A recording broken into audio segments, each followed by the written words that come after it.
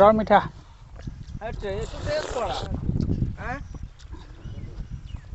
হালধিয়াৰ সোৱাদেই বেলেগ হালধিয়াটো সোৱাদ আটাইতকৈ বেছি ভাল লাগিছে খুব ধুনীয়া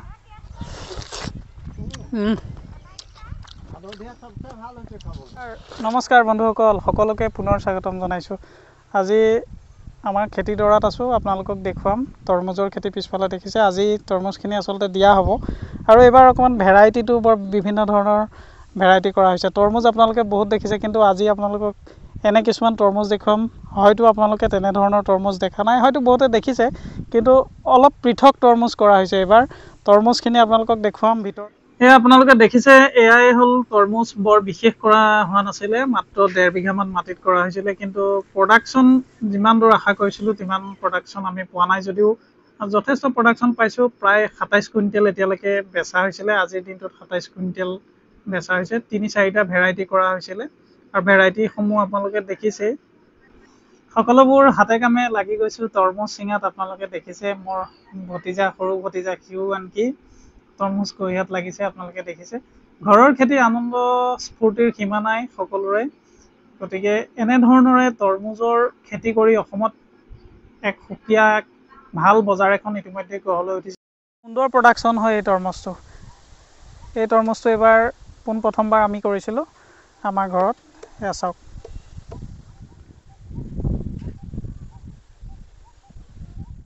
বাহিৰত হালধীয়া কিন্তু ভিতৰত ৰঙা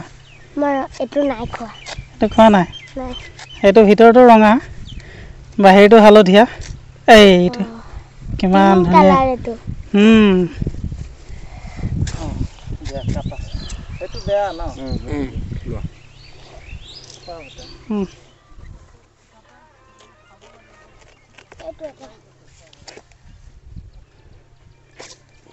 এইটো হালধীয়া জাতৰ তৰমুজটো কিমান দেখিবলৈ কিমান ৰসাল এইটো ৰস দিছে নাই কিমান ৰস আছে তৰমুজটোত কিন্তু এইটো য়েল্ল'ই হয়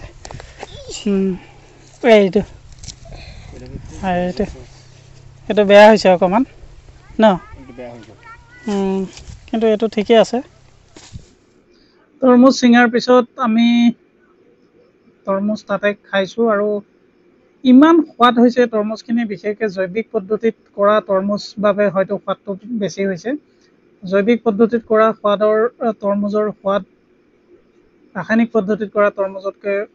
যথেষ্ট বেছি হয় আৰু আমাৰ ইয়াত গোবৰ সাৰেই প্ৰয়োগ কৰা হৈছে পোক পতংগ নিয়ন্ত্ৰণৰ কাৰণে ফেৰামেন টেপ বা আকৰ্ষণ এই ধৰণৰ পদ্ধতি ব্যৱহাৰ কৰা হৈছে আৰু সম্পূৰ্ণ গোবৰ সাৰত এনেধৰণৰে কৰা হৈছিলে এই খেতিটো পোক পতংগ নিয়ন্ত্ৰণৰ কাৰণে আপোনালোকে দেখিছে তাত আমি য়েল্ল' টেপ লগাইছোঁ এই য়েল্ল' টেপটো যথেষ্ট লাভদায়ক পোক পতংগ নিয়ন্ত্ৰণৰ কাৰণে কিন্তু তৰমুজ খেতিৰ এটা সমস্যা হৈছে ইয়াত মাখি বৰল এটা খুব হয় সেই মাখি বৰলটো নিয়ন্ত্ৰণৰ কাৰণে বজাৰত আপুনি আকৰ্ষণ নামৰ এবিধ ফান ব্যৱহাৰ কৰা হৈছিলে আমি সেই ফানবিধ ব্যৱহাৰ কৰিছোঁ বিশেষ নাই আজিৰ ভিডিঅ'টো ইমানেই আপোনালোকৰ ঘৰৰ তৰমুজখিনি কেনেধৰণৰ প্ৰডাকশ্যন হৈছে সেয়া আপোনালোকক দেখালোঁ এয়া নগাঁৱৰ বেপাৰীক দিয়া হৈছে